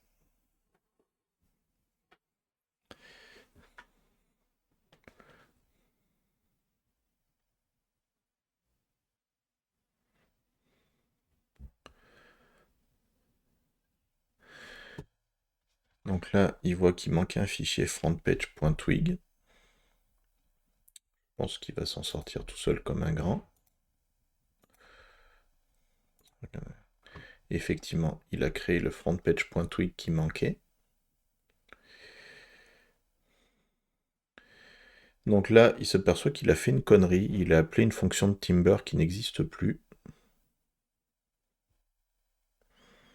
Donc là, en fait, il s'est complètement démerdé. Il est allé voir la doc de Timber et il réécrit ce qu'il a fait par erreur. Ça, c'est un truc assez fréquent avec de l'IA. C'est qu'il faut savoir que les LLM, en fait, ils ont été entraînés il y a souvent quelques mois, voire même quelques années. Un ChatGPT actuel, il tourne avec une version de fin 2024, je crois. Et ils sont sans cesse amenés à consulter la doc en ligne pour pouvoir ajuster et mettre à jour leurs compétences. Mais ça, en général, ils s'en sortent très bien. Donc là, on voit qu'il continue à se démerder, à faire son debug tout seul.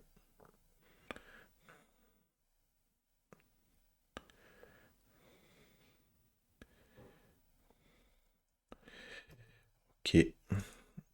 On va essayer de voir s'il s'en sort mieux. Voilà. Et effectivement, c'est pas si mal. Donc il y a mon site immobilier qui apparaît. On va virer là. On voit qu'il y a les différentes pages qui sont là. Et c'est pas si pire, il s'en est sorti. Si on cherche à modifier la page, on va voir qu'il n'y a pas grand chose. En revanche, si on retourne à l'admin, en fait c'est dans, je pense, des... Est-ce que ça va être dans les outils ou dans les réglages? Non, je pense que ça va être dans l'apparence du thème. On va voir les différents éléments. Donc les menus, ils y sont bien, ça a été créé. Le réglage de la page d'accueil, on est bien sur une page statique, tout va bien. CSS additionnel, bah là pour l'instant, il n'y a rien, puisqu'il s'en est démerdé tout seul. Donc on est sur quelque chose qui est plutôt pas mal. Reste à voir. Là, on voit qu'il a créé un theme option, mais qui est vide. Donc là, il y a encore des petits bugs, mais de toute façon, il n'avait pas forcément fini de bosser. Donc on va continuer à le laisser faire.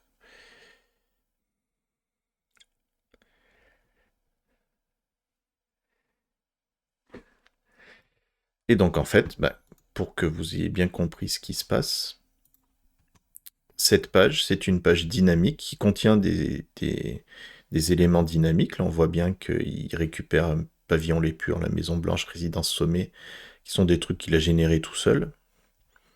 Et ça n'est plus du tout la page maquette qui était posée telle qu'elle, mais une page complète intégrée à WordPress et qui contient, si on regarde le détail, là par exemple la section Hero qui a été mise en place.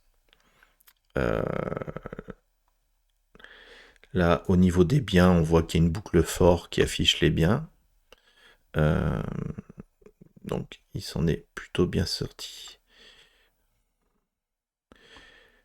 Là, on voit qu'il y a un fallback avec des static cards au cas où il n'y ait pas de biens qui ont été créés. Donc, il a gardé les éléments de la maquette, pourquoi pas. On pourra lui demander de les cleaner par la suite. Au niveau, par exemple, l'affichage d'une philosophie, il y a un paramètre qui a été créé, qu'on va pouvoir éditer vraisemblablement par la suite.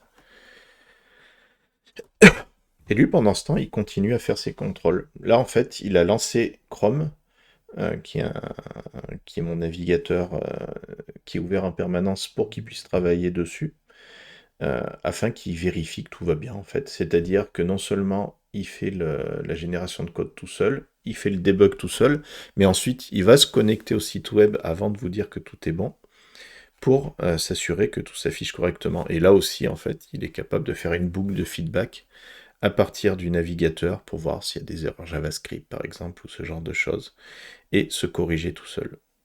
Alors, je reprends la main après un petit moment de galère pour Claude, qui s'en est pas si bien sorti que ça avec Carbon Fields. Bah, voilà, il y a des ajustements, mais ça fonctionne bien mieux. Donc là, maintenant, si on clique sur un bien, on a le détail du bien qui est éditable ici. Donc pour l'instant, il n'y a pas grand-chose, puisqu'on ne lui a pas demandé de gérer le détail complet, au sens de la fiche.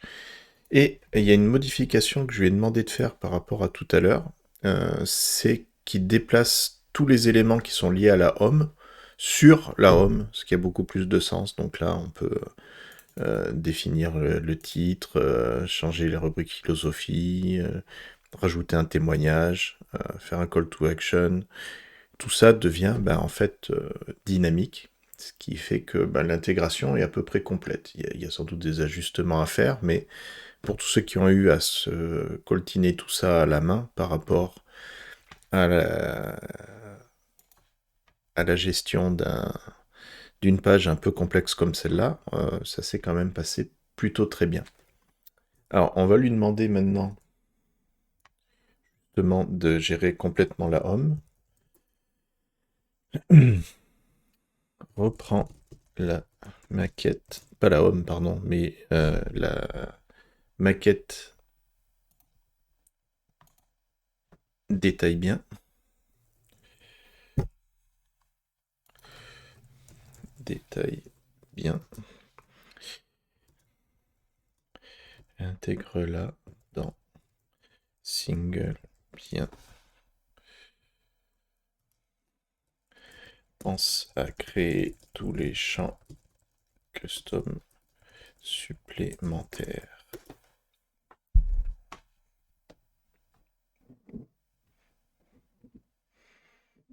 Et donc là, vous avez compris, c'est exactement le même principe. Il va étudier la maquette et il va à la fois l'intégrer dans le thème qu'on est en train de construire et il va détecter tous les champs custom qu'il peut y avoir dans la maquette détaille bien. Puis il y en a un paquet, hein, si on regarde ce qu'il m'avait généré.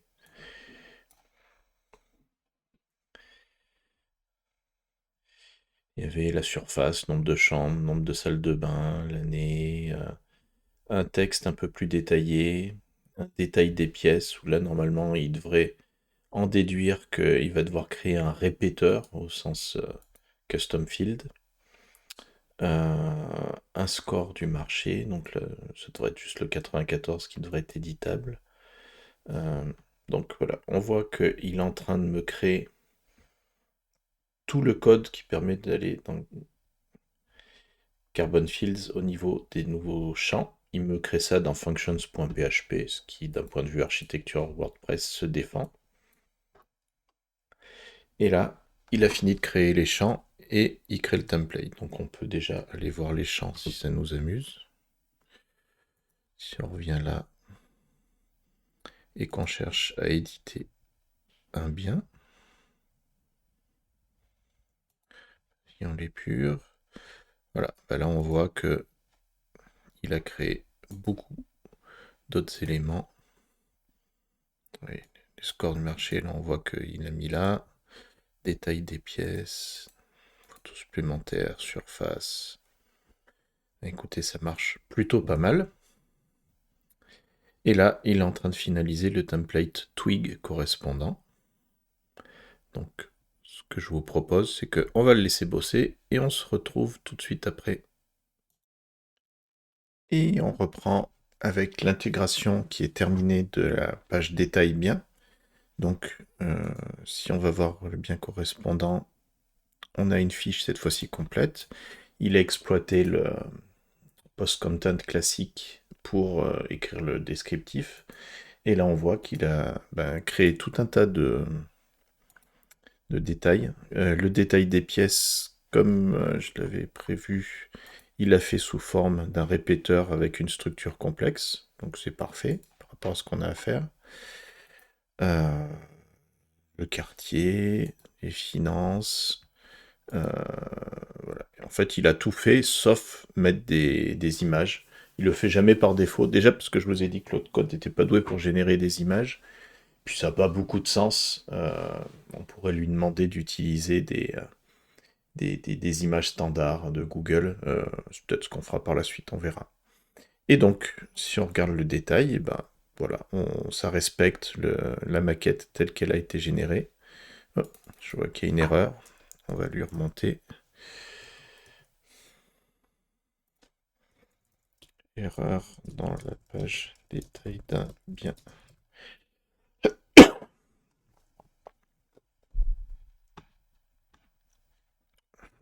Alors, il devrait s'en sortir. Et voilà, tout fonctionne à peu près correctement. Et puis, il s'est amusé à me générer du contenu complètement bidon, mais qui correspond pas mal à quelque chose qu'on ferait si on était dans le cadre d'un livrable, d'un site pour un vrai client, en lui mettant du faux contenu, en attendant de pouvoir générer, enfin, que lui-même saisisse du vrai contenu. Si on regarde dans le détail du code, on va voir s'il a corrigé le bug. On retourne. Hop. Et c'est bon. Donc là, il affiche cette fois-ci des biens similaires et ça se passe plutôt très bien. Si on regarde le détail du code, donc là maintenant, on n'est plus dans les maquettes, on est dans le web, dans l'app, notre thème. Et au niveau des templates, donc il y a une page single bien, où il commence par récupérer tout le contenu des champs carbon fields, puis il les affiche en fait. C'est exactement ce qu'on ferait dans le cadre d'une intégration WordPress, à part que là, vu qu'on a fait le choix de Timber et donc d'un système de template Twig, c'est, me semble-t-il, beaucoup plus propre. Les ifs sont plus beaux, il n'y a pas de besoin de choses très compliquées. Puis, bon, c'est pas le sujet de cette vidéo, mais Twig amène tout un tas de solidification par rapport à... Il peut pas y avoir de plantage, par exemple, si on fait un test avec une valeur nulle. Il s'en sortira. Il affichera des choses quoi qu'il arrive. C'est vraiment la philosophie de Twig. On voit qu'il a pris l'initiative de gérer de lui-même les couleurs des codes DPE. Écoutez, moi j'ai rien contre. Hein. Et tout va bien. Donc là, on pousse tout ça sur Git. Et là, il va s'en sortir avec un descriptif de ce qu'il a changé.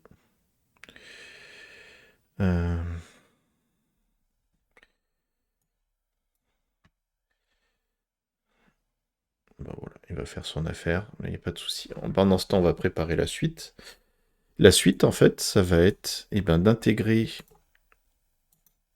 les deux pages restantes, c'est-à-dire, on va revenir à la maquette, pardon, la liste des biens qui incluait un petit moteur de recherche, l'affichage des biens et un système multipage à la fin.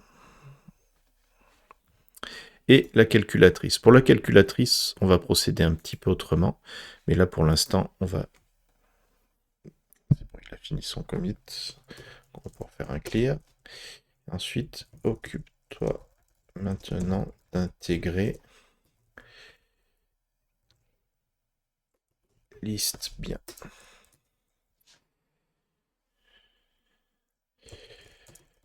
Reprends le principe de l'affichage thumbnail d'un bien. D'ailleurs, est-ce qu'il l'a factorisé, cette notion de thumbnail? Parce qu'elle apparaît à plusieurs endroits. Elle apparaît sur la home, elle apparaît en bas d'un bien pour en suggérer d'autres. Partial, property card. Je pense que c'est bon. Il s'est démerdé pour faire ça. Donc il a fait la factorisation de ce petit module. Problème. On va afficher les résultats. Gère le moteur de recherche multi-critères ainsi que le système de pagination.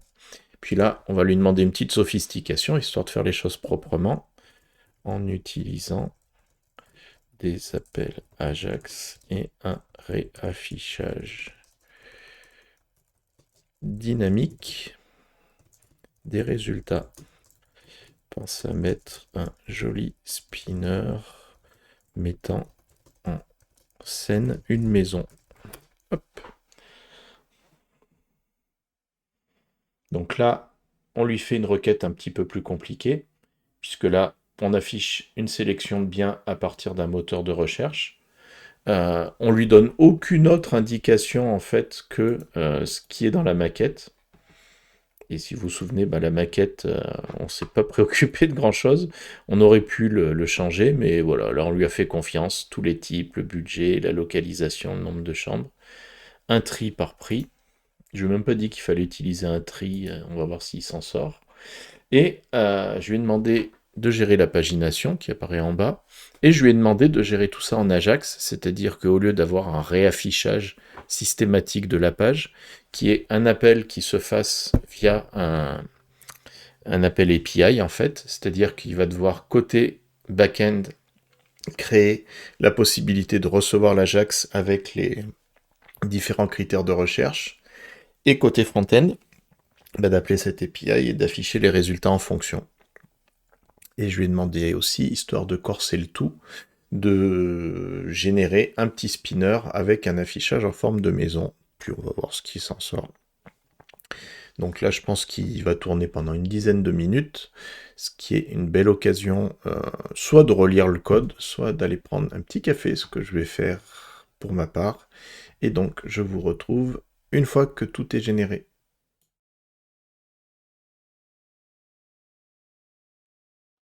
Retour à notre petite page. Ce que j'ai fait, c'est donc relier le menu propriété à la nouvelle page /bien qui a été générée.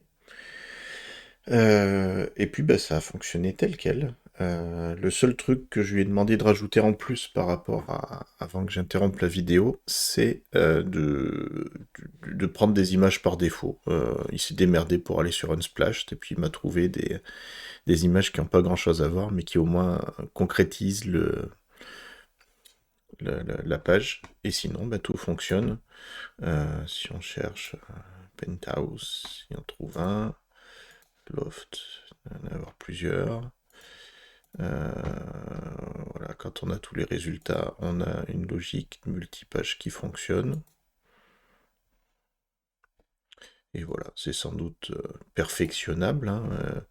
L'URL n'est pas très belle d'un point de vue SEO. On va pouvoir lui demander d'optimiser ça, mais tout est là. Et si on regarde dans le code, donc très certainement, il a dû... plutôt que de regarder dans le code directement, explique-moi très rapidement le fonctionnement de l'Ajax sur cette page et les noms des fonctions fichiers utiles. Ça, c'est un truc que je vous encourage de faire avec de l'IA, c'est que quand il sort d'un grand tunnel où il a généré des trucs par lui-même, là où le vibe codeur s'arrêterait à dire ok, je viens de tester au niveau fonctionnel, ça marche, donc push ça sur Git et c'est terminé.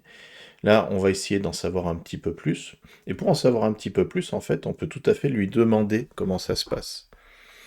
Donc, qu'est-ce qu'il a fait? Il a créé un JavaScript qui s'appelle biensearch.js. On va aller le chercher. Biensearch.js, qui est du JavaScript vanilla complètement standard, qui récupère les divers paramètres et qui fait les appels Ajax. On voit là qu'il y en a un ici.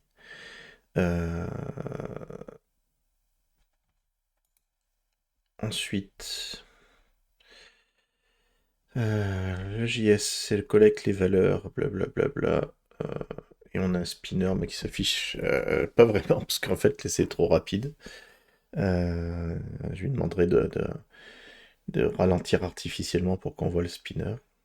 Ensuite, dans Functions, il y a une fonction handle search bien. Je vais faire les deux. Je vais lui demander rajoute artificiellement une pause de 3 secondes pour qu'on voit le spinner à chaque recherche. Et pendant ce temps, donc je vais aller voir dans Functions le handle search bien qu'il a créé.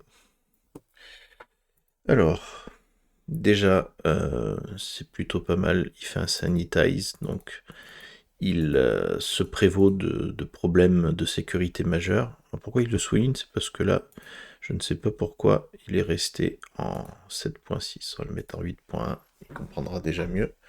Là, c'est pas la version de PHP dans laquelle ça tourne, c'est juste un paramètre de PHP Storm pour lui dire avec quelle version de PHP il doit faire son affichage syntaxique. Ensuite, comme on peut le voir, il crée sa requête au sens WordPress avec des arguments de base, un post per page qui correspond à l'affichage. Ensuite, il crée sa meta query avec les différents critères de recherche. Pour cela, il prend les champs CRB, c'est-à-dire Carbon Fields, qu'il a lui-même générés.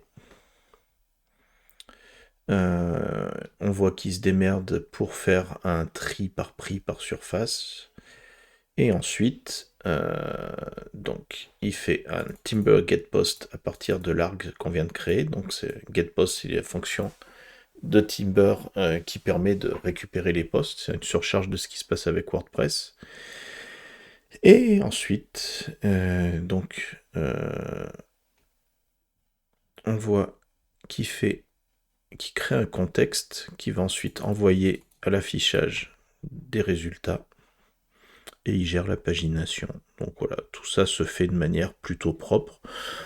On pourrait chipoter sur quelques petits détails, là par exemple le fait qu'il y ait du HTML à l'intérieur de notre code PHP, mais on va pas faire trop la fine bouche. Globalement, ça marche plutôt bien. Alors, est-ce qu'on va pouvoir voir notre joli... Ah bah voilà, on voit cette fois-ci le spinner qui m'a créé. Il s'est amusé à créer une petite animation. Bah, c'est beau tout ça. D'ailleurs, en parlant de ça, ce que je fais en général, histoire de donner une petite couche de... Et je vais lui dire, rajoute des animations sur la home. Utilise pour cela une librairie JavaScript réputée en ce domaine. N'hésite pas à faire du clinquant. On est dans l'IMO. Donc c'est des petites améliorations faciles, mais il s'en sort très bien. Et puis voilà, ça rajoute une petite couche de plus propre. Pendant qu'il fait ça, on va s'occuper de faire le prompt suivant. On va s'occuper de la calculatrice. Je ne sais pas si vous vous souvenez, on avait dit au moment de la création de la maquette d'avoir une petite calculatrice qui permettait de faire un calcul de ce style-là. Ce qu'on va faire, histoire de varier un petit peu les plaisirs, c'est de créer un plugin au lieu de créer directement une page directement avec le thème. Maintenant, occupe-toi d'implémenter calculatrice. Vous avez remarqué que j'utilise le arrobase qui permet de faire des recherches de fichiers dans le projet. Pour cela, je te demande de créer un plugin spécifique qui sera ensuite intégré dans la page du site. Le plugin aura une page en back-office permettant de modifier facilement les taux les taux bancaires. Allez, on va voir s'il s'en démerde avec ça. Je vais envoyer sans même attendre le pauvre qui finisse le précédent truc d'animation. On va voir s'il cumule les deux. Ouais, il a compris qu'il devait quand même terminer le premier truc d'abord. Alors après, je vous le fais simplement, mais il y a des usages un peu plus avancés de Cloud Code où on peut créer des sub-tasks, des choses qui utilisent éventuellement des modèles plus light pour effectuer des tâches de fond. Moi, je l'utilise beaucoup quand je fais de la programmation avec des stacks un peu plus complètes pour faire des audits réguliers de sécurité ou pour faire des audits de code. En fait, comme vous le voyez, l'outil peut être très puissant. Je n'ai pas écrit une seule ligne de code depuis le début de ce projet. En revanche, il ne faut pas lui accorder une confiance absolue. Et puis très souvent, de lui demander de vérifier, vérifier, revérifier, revérifier, c'est pleinement dans la philosophie de fonctionner par feedback et par boucle, comme le fait Cloud Code. Et donc, il ne faut pas hésiter à en rajouter des tonnes là-dessus. Et donc, en particulier sur l'audit de sécurité, on peut arriver à des choses beaucoup plus solides que ce qu'on ferait à la main, à condition d'utiliser les bons prompts, les bons outils, et de le faire régulièrement, éventuellement avec des sous-tâches qui vont s'exécuter, par exemple, à chaque fois qu'on fait un deploy ou ce genre de choses. Donc là, c'est des choses pour lesquelles on peut euh, sophistiquer largement l'usage qu'on fait de Cloud Code. Là, j'en fais un usage très basique, mais qui est déjà largement suffisant pour plein d'usages. Je lui demande mes besoins et puis boum, il se démerde. Alors, là, il a dû commencer à afficher ses animations.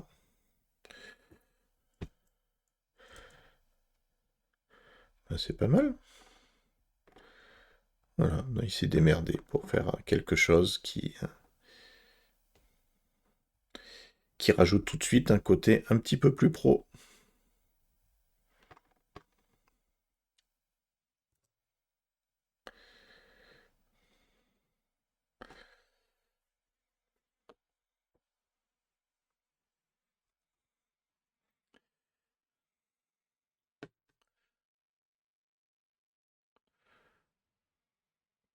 Donc là, pendant qu'on a vérifié, lui aussi il vérifie, il regarde la console JavaScript du navigateur pour voir si tout s'est bien passé.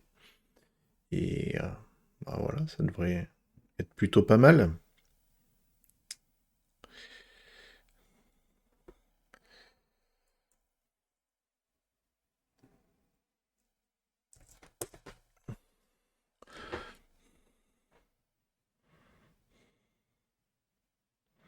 Alors c'est parti pour la calculatrice. Donc là aussi, je vais couper la vidéo le temps qu'il le génère, et puis on va voir le résultat, parce qu'a priori, il n'y a pas de raison qu'il s'en sorte pas tout seul. Donc je vous dis à tout de suite. Alors, eh bien il a terminé, donc on va voir ce qu'il a fait.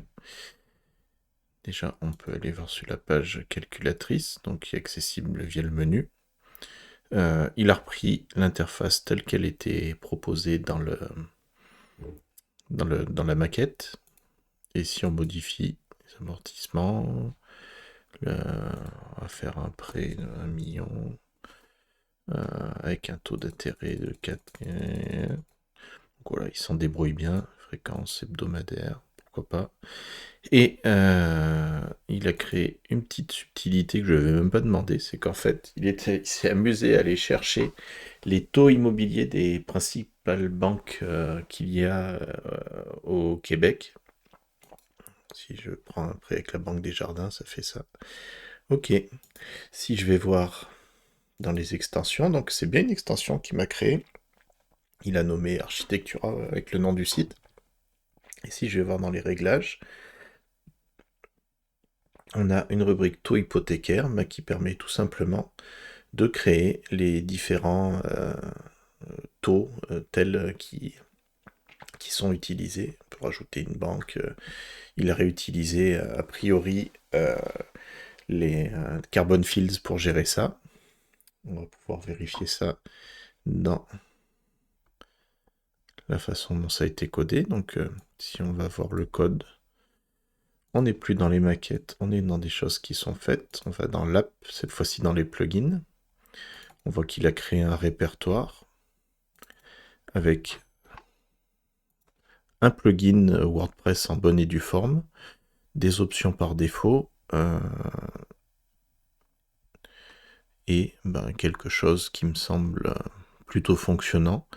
La page d'admin, il a créé ainsi, donc ça veut dire qu'a priori, il n'a pas utilisé Carbon Fields, je lui ai pas proposé, donc il a fait un truc un peu à sa sauce.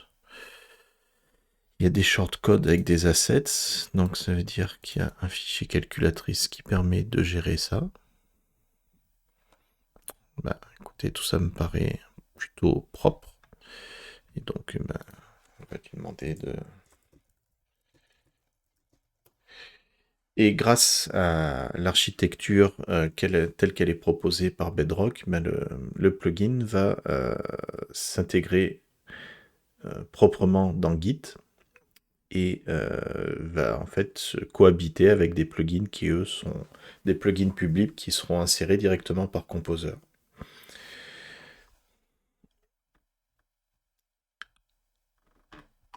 Que dire si ce n'est que il a fait le boulot, c'est critiquable, mais on serait dans la vraie vie, je ferai des retours pour avoir des choses qui sont un peu plus sophistiquées. Après, je comprends par exemple pourquoi là il met du code directement dans la partie PHP, tout simplement parce que vu qu'on est dans une logique plugin, il ne veut pas avoir une dépendance avec des librairies existantes. Or, Timber, avec Twig, qui aurait été plus adapté pour avoir quelque chose de plus propre en termes de séparation entre le code PHP et l'affichage, lui se serait appuyé sur Timber. Et la logique plugin est qu'a priori, on est le moins possible dépendant. Et donc il a pris une décision d'architecture qui est rectifiable en promptant quelque chose d'autre, mais qui est tout à fait respectable dans ce cadre-là. Donc voilà, c'était un petit tour d'horizon qui est pas forcément complet, puis que je compléterai probablement dans d'autres vidéos si ça vous intéresse. Mais je trouve qu'en fait, la philosophie globale que j'essayais de vous présenter aujourd'hui était d'avoir quelque part un retour aux sources de WordPress. WordPress, c'est un CMS, c'est quelque chose qui permet de gérer du contenu. Et le fait d'avoir une forme avec des thèmes, des présentations, des fonctionnalités qui sont un peu plus évoluées, au départ, c'était quelque chose qui était en dehors du périmètre d'usage de l'utilisateur final. Lui, l'utilisateur final, il était là pour écrire du contenu. Et ensuite, on est arrivé avec la logique des page builders, de Elementor et de plein d'autres, à donner plus de pouvoir d'une certaine manière à l'utilisateur en lui donnant la possibilité de créer des choses sur mesure. Mais est-ce que pour une bonne partie des gens, d'avoir un usage qui soit un retour aux sources au CMS n'est pas quelque chose qui est entendable et plus cohérent avec ceux qui veulent? Après, il y a des solutions un peu intermédiaires qui permettent de gérer un peu ça. Déjà, le fait qu'on s'appuie sur Gutenberg, l'éditeur standard de WordPress, permet de faire des choses en termes de contenu qui sont relativement riches. On a tout un tas de composants présents dans Gutenberg, et puis on peut en importer d'autres. Moi, je suis habitué à utiliser par exemple un plugin qui s'appelle Generate Blocks et qui permet d'avoir tout à fait des présentations à portée de main relativement complexes pour l'utilisateur final, mais tout en lui proposant un carcan qui, lui, n'a pas vocation à bouger. Le CSS, il n'a pas vocation à bouger. Les champs sur mesure, on n'en crée pas tous les jours. Le fait d'avoir un moteur de recherche comme on fait là, on peut faire des trucs, des bidouilles avec ce qui existe en termes de plugins, mais fondamentalement, ça me semble plus cohérent avec la mission de départ de WordPress, de faire ça de manière programmatique, et donc là de manière programmatique générée par de l'IA, et de continuer à s'appuyer sur WordPress pour tout ce pourquoi les gens l'aiment, c'est-à-dire la possibilité d'éditer des données facilement, la possibilité de gérer les médias, de pouvoir publier des articles de blog facilement, et quelque part, on se retrouve sur quelque chose qui est cohérent. Donc voilà, c'était un peu la fin de ce premier tour d'horizon de ce qu'on peut faire avec de l'IA pour générer un WordPress qui, me semble-t-il, est pas mal dans les règles de l'art et qui est assez évolutif, soit avec de l'IA, soit en reprenant la main manuellement.